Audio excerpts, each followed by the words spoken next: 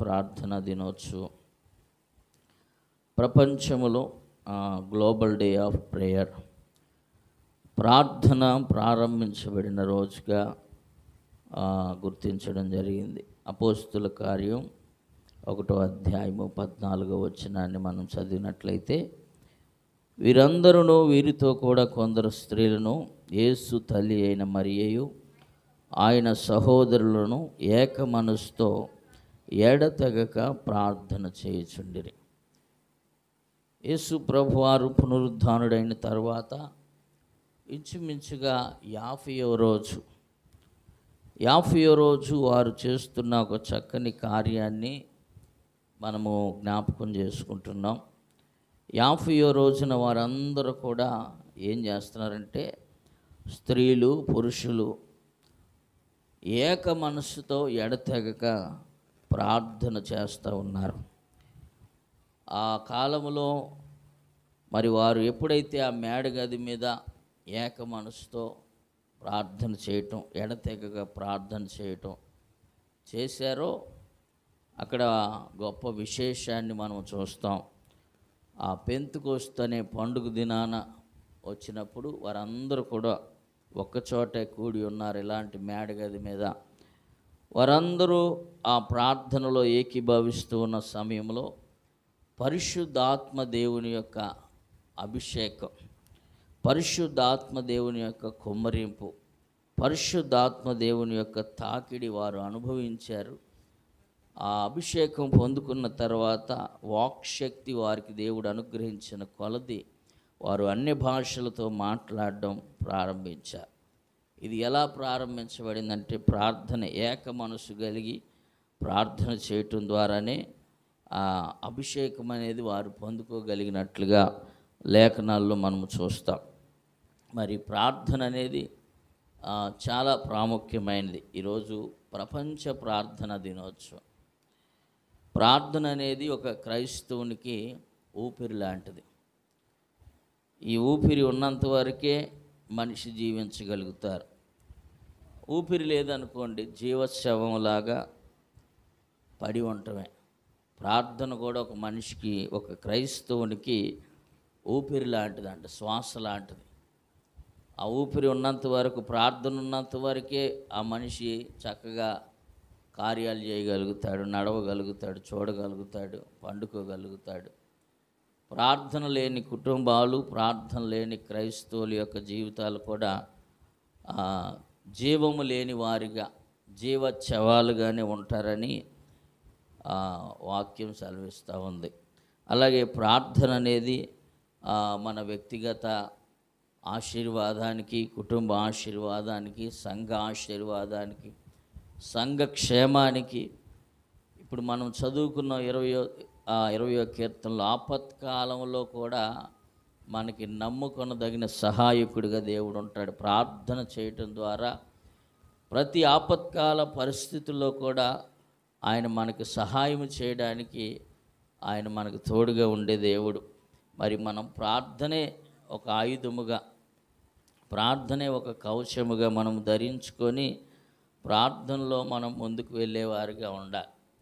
ప్రార్థన గురించి ఒక చోట నేను చదివా, ఒక చేతి ప్రార్థన మనం గుర్తుపెట్టుకోవాలి. ఒక చేతికి సంబంధించి 5 వేలు ఎలాగున్నాయో, ఈ 5 అంశాలు నిత్యము మన ప్రార్థనలో ఉండాలి. మనం చేసే ప్రార్థనలో తప్పనిసరిగా మన చేతిని మనం గుర్తుపెట్టుకుంటే 5 అంశాలు మనకి చక్కగా గుర్తొస్తాయి.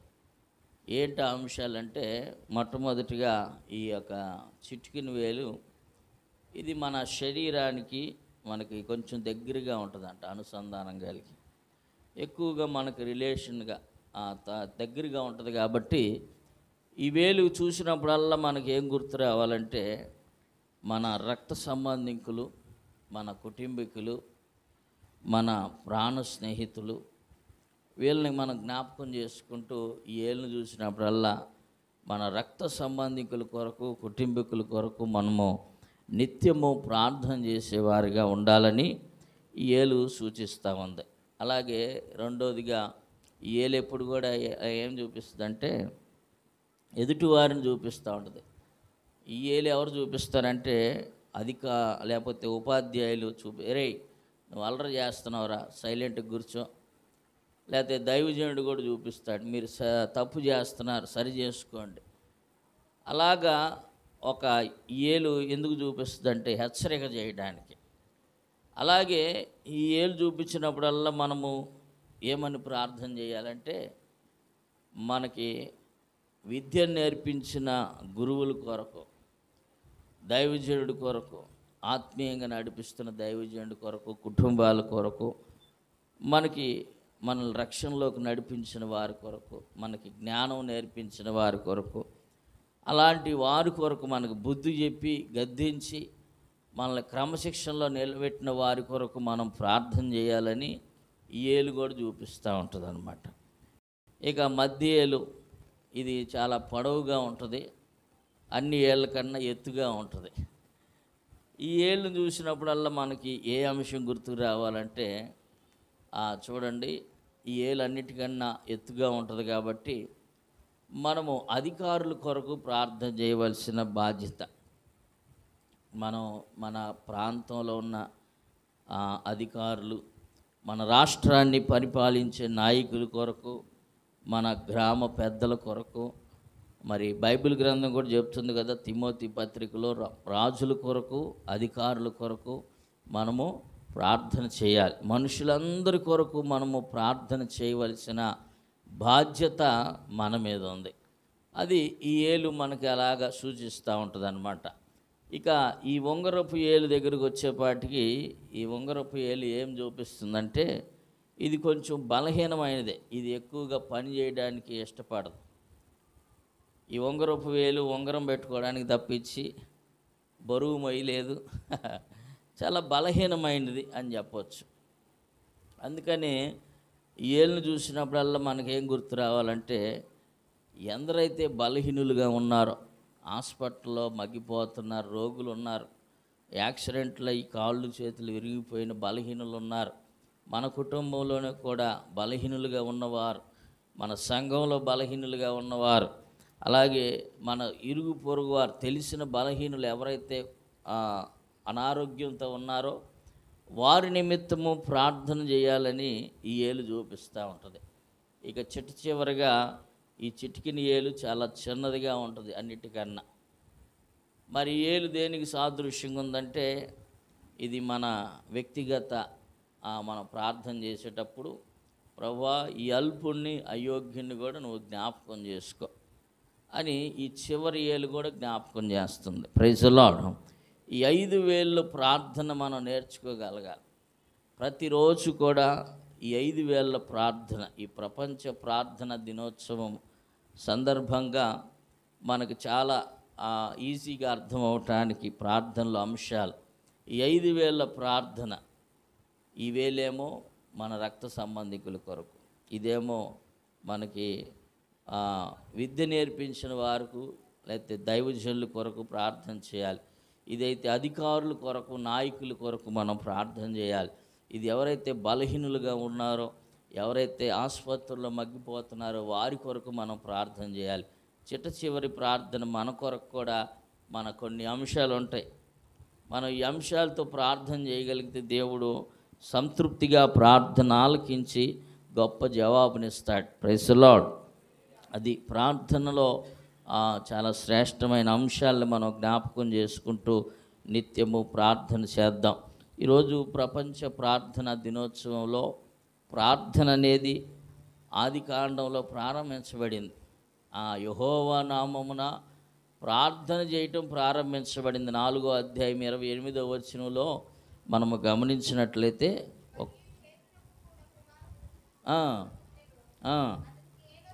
అతనికి ఎనోష్ అని పేరు పెట్టెను.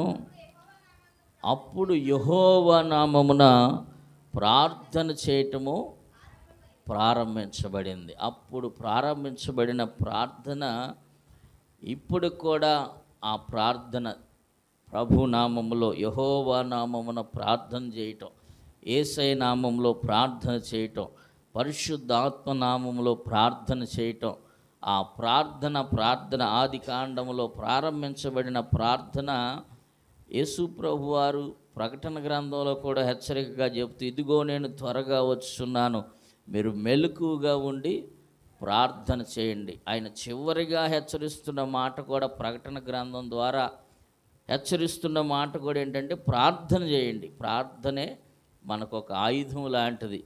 ప్రార్థన ఒకసారి బిల్లిగ్రహం అనే గొప్ప దైవజనుడు చాలా బలమైన సేవ చేస్తూ ఉన్నాడు.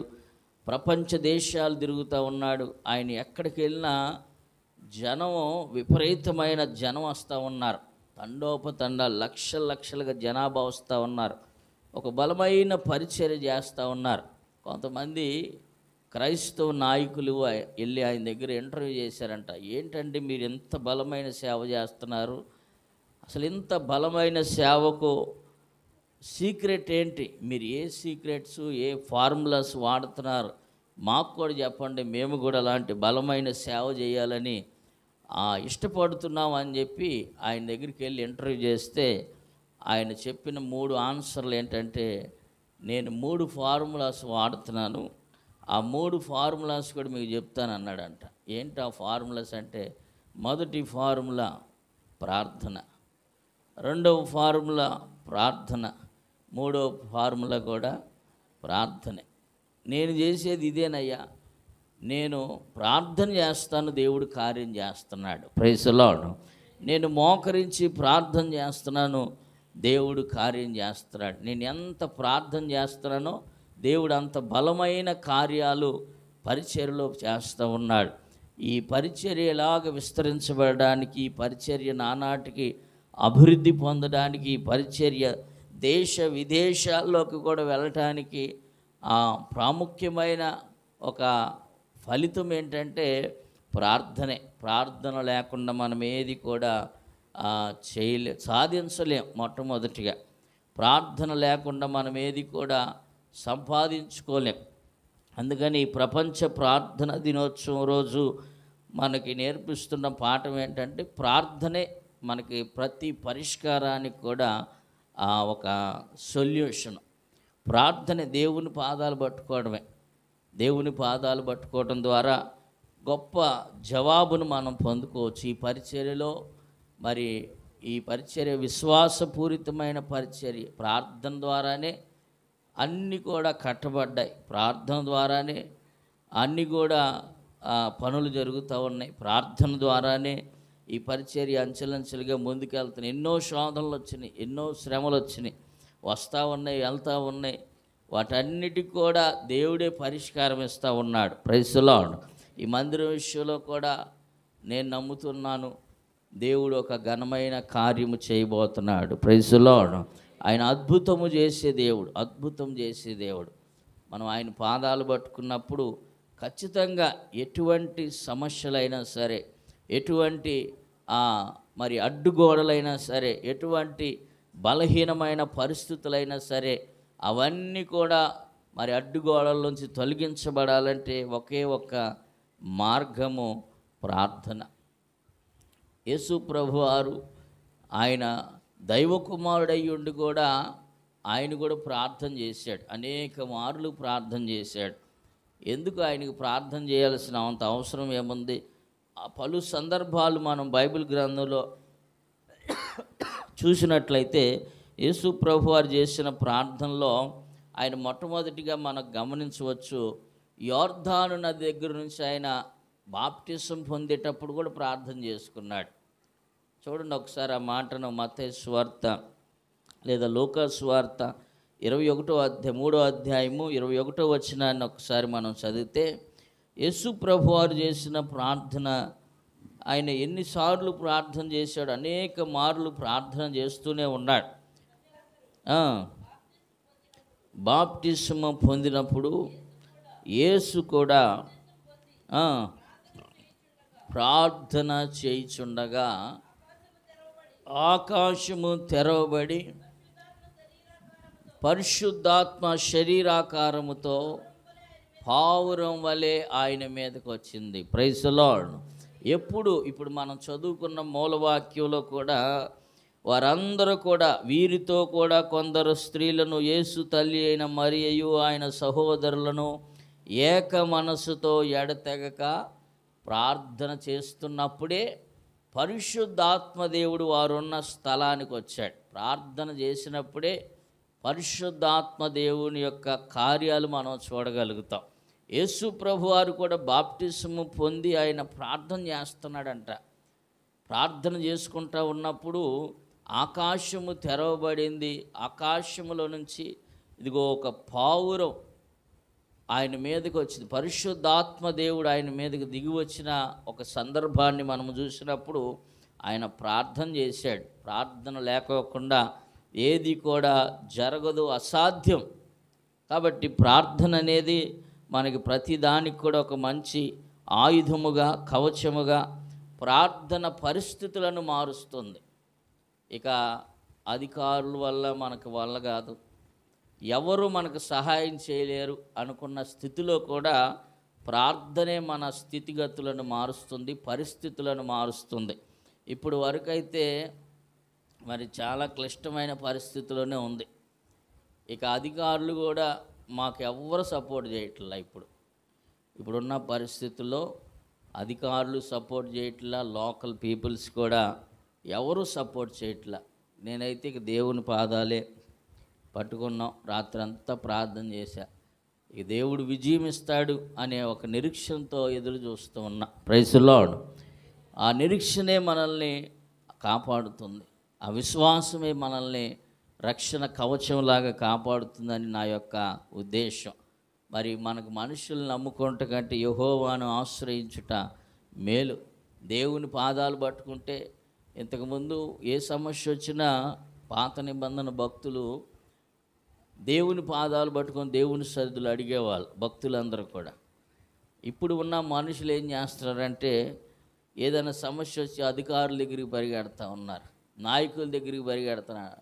వారి విశ్వాసం రోజు రోజుకి ఏమైపోతుందంటే సన్నగిల్లిపోతూ ఉంది. దేవుని పాదాలు పట్టుకుంటే దేవుడే ఒక శాసనాన్ని తిరగరాసేస్తాడు.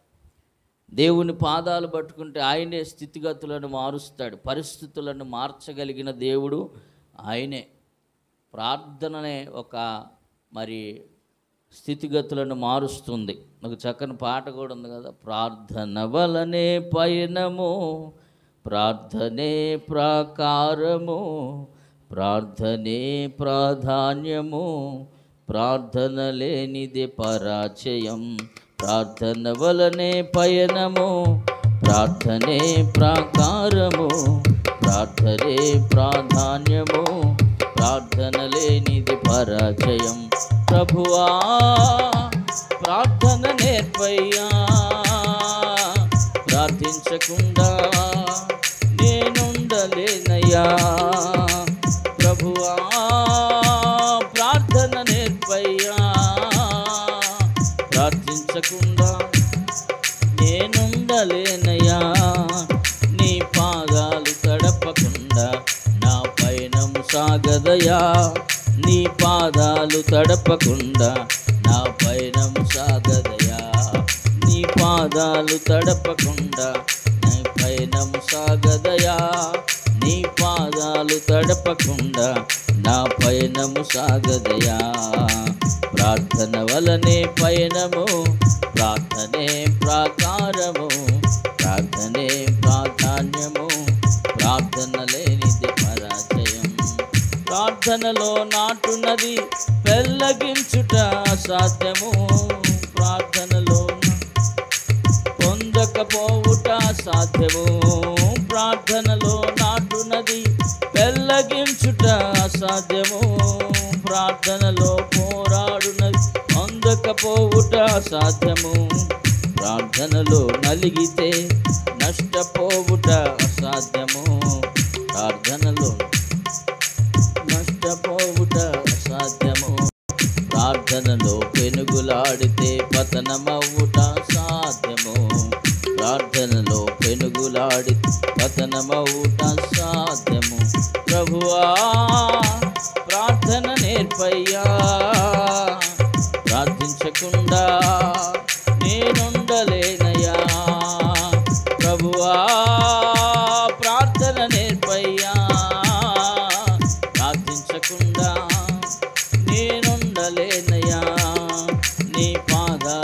తడపకుండా నా పయనం సాగదయా, నీ పాదాలు తడపకుండా నా పయనం సాగదయా, నీ పాదాలు తడపకుండా నా పయనం సాగదయా, నీ పాదాలు తడపకుండా నా పయనం సాగదయా.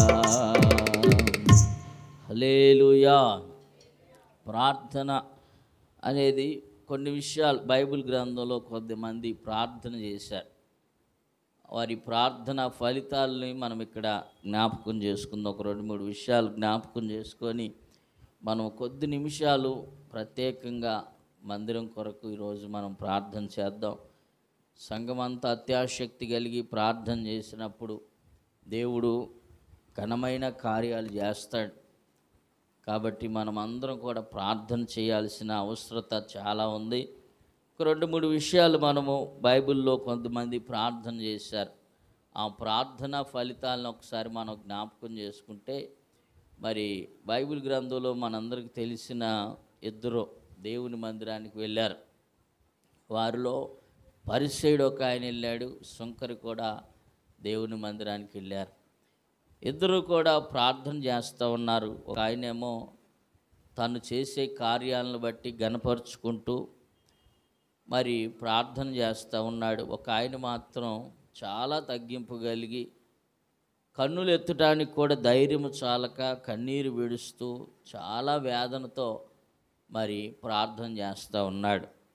మరి ఎవరి ప్రార్థన గొప్పది అని బైబిల్ గ్రంథంలో మనం చూస్తే చూడండి, లూకా సువార్త 18వ అధ్యాయము 13వ వచనాన్ని ఒక్కసారి మనం జ్ఞాపకం చేసుకున్నట్లయితే,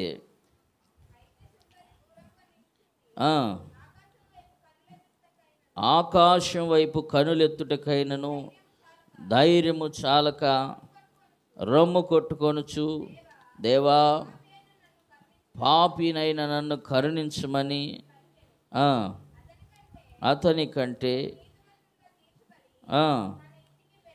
తన ఇంటికి వెళ్ళినని మీతో చెప్పుచున్నాను. చూడండి, ఒక సొంకరి ప్రార్థన మరి నీతిమంతుడిగా ఎంచబడ్డాడు.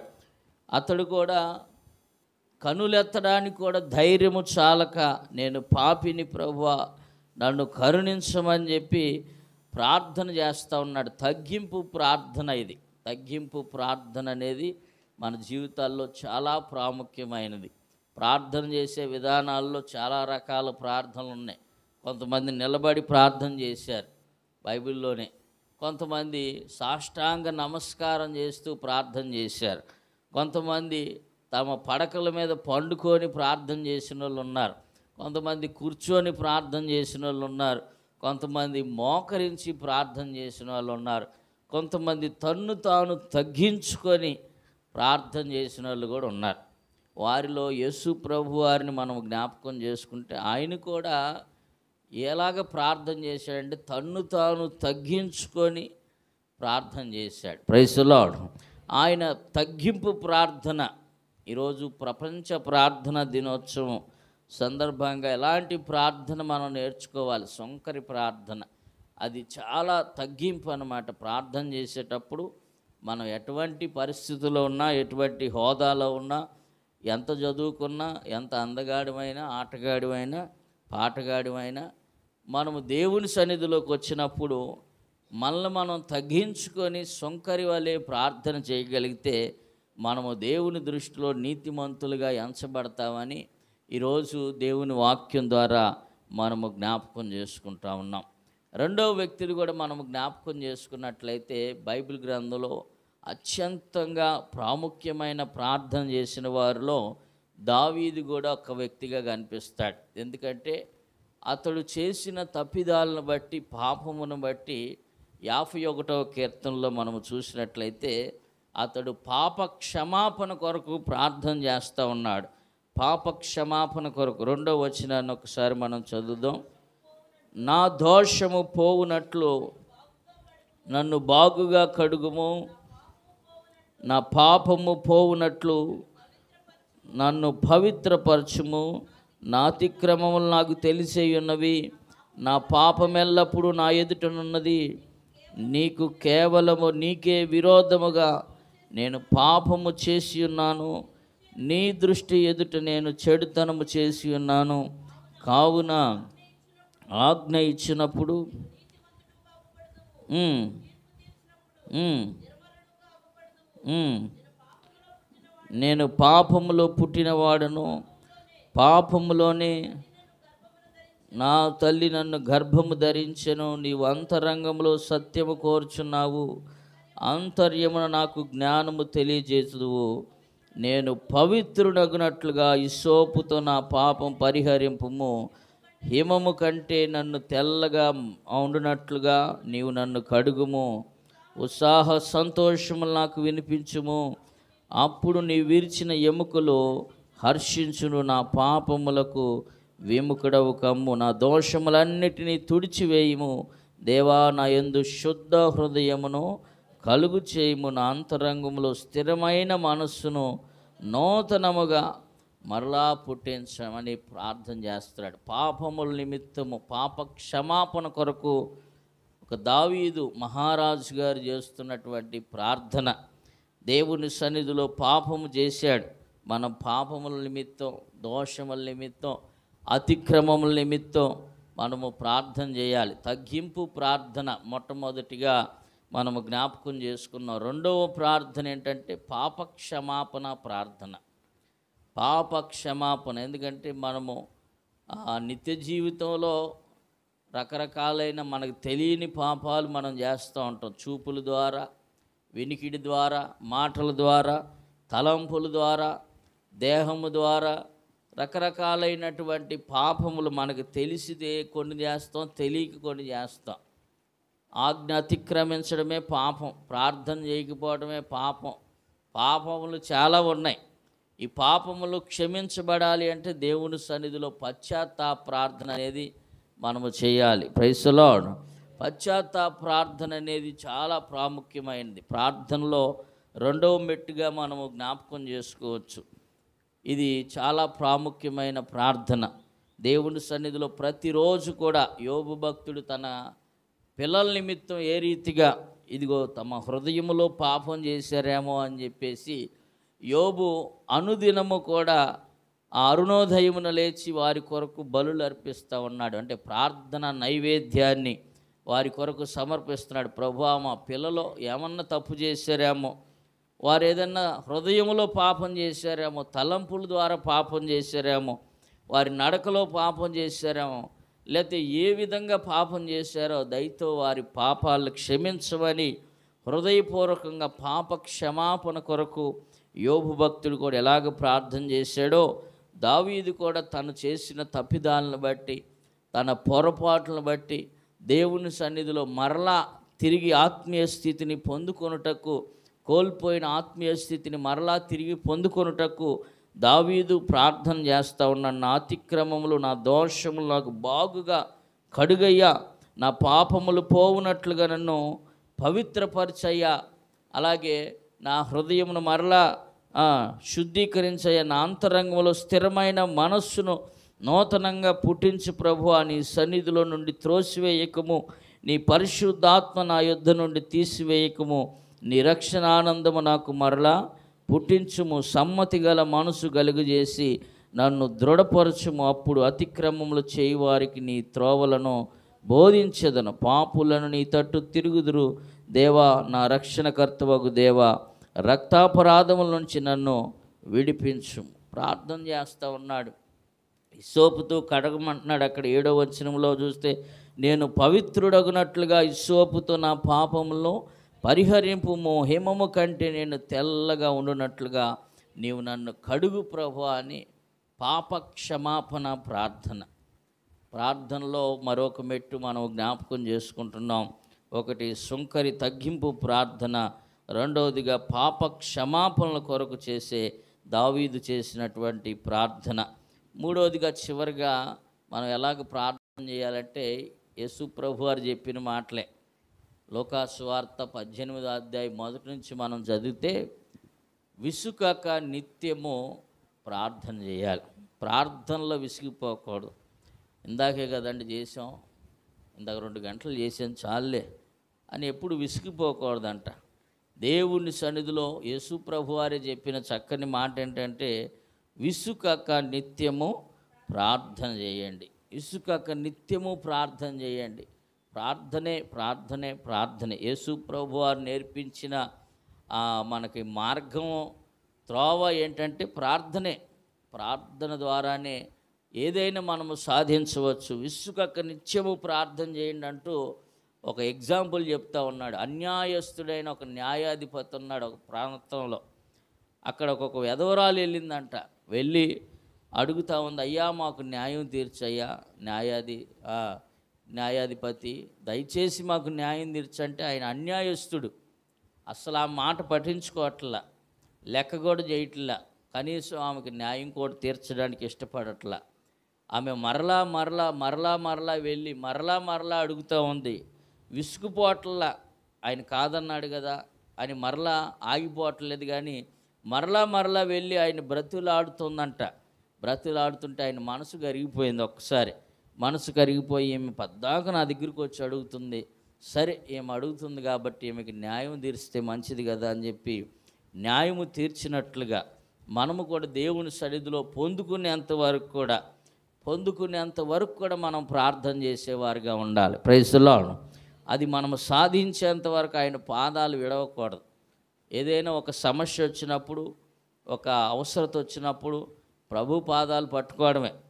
ప్రభు పాదాలే శరణ్యం మనకి. కాబట్టి ఆయన పాదాలు పట్టుకొని ఇక విడవకూడదు. ప్రభువా నువ్వు నన్ను దీవిస్తేనే కానీ నేను నిన్ను విడిచిపెట్టను, నువ్వు నా సమస్యను తీసివేస్తేనే కానీ నేను నిన్ను విడిచిపెట్టను, ఇదిగో ఈ అడ్డుగోడ తొలగిపోతేనే కానీ నేను నిన్ను విడిచిపెట్టను, ఇదిగో ఈ సమస్య నాలో, ఈ రోగం నాలో నుంచి వెళ్ళిపోతేనే కానీ నేను నిన్ను విడిచిపెట్టను అని యాకోబు చేసినట్లుగా ఒక పోరాటం, పెనుగులాట.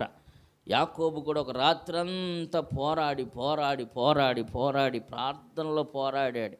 విసుకక నిత్యము ప్రార్థన చేసినట్లుగా యాకోబును మనము జ్ఞాపకం చేసుకుంటే ఒక రాత్రంతా పోరాడాడు దేవునితో. మరి కాలు సహకరించబోయిన, తొడగూడి వసిలిన, శరీరము బలహీనమైపోయిన పోరాటం మాత్రం ఆపలేదు. ఎలాగైనా నువ్వు నన్ను దీవిస్తేనే కానీ నేను నిన్ను విడిచిపెట్టనయ్యా అని దేవునితో నిబంధన చేసుకున్నాడు. నీ పేరు ఏంటి అన్నాడు. యాకోబు అన్నాడు, ఈ రోజు నుంచి నీ పేరు మార్చుతున్నానయ్యా, ఇశ్రాయేలుగా నేను నిన్ను మారుస్తున్నాను, నువ్వు ఇక విడిచిపెట్టి ఇప్పటికైనా అన్నప్పుడు ఆయన ఆశీర్వాదం పొందుకున్నాకే ఆయన విడిచిపెట్టాడు. అలాగే మన నిత్య జీవితంలో మనకు ఎదురయ్యే ప్రతి సమస్యలు, అడ్డుగోడలు, ఆటంకాలన్నింటినీ కూడా మనము ప్రార్థనలోనే జయించాలి. విసుకక నిత్యము ప్రార్థన చేసేవారుగా దేవుడు మనల్ని అలాగ నడిపించునుగాక. ఆమేన్. ఇప్పుడు 3 విషయాలు ఈ ప్రార్థనా దినోత్సవం సందర్భంగా, ప్రపంచ ప్రార్థనా దినోత్సవం సందర్భంగా, మొట్టమొదటిగా సుంకరి తగ్గింపు ప్రార్థన, రెండవదిగా దావీదు వల్లే పాపక్షమాపణ ప్రార్థన, మూడవదిగా విసుకక నిత్యము ప్రార్థన చేసి దేవుని సన్నిధిలో మనము ఆ ఫలితాన్ని పొందుకునేంత వరకు కూడా ప్రార్థన చేసి దేవుని ఆశీర్వాదాలు పొందుకుందాం. దేవుడి మాటలు దీవించి ఆశీర్వదించునుగాక. ఆమేన్.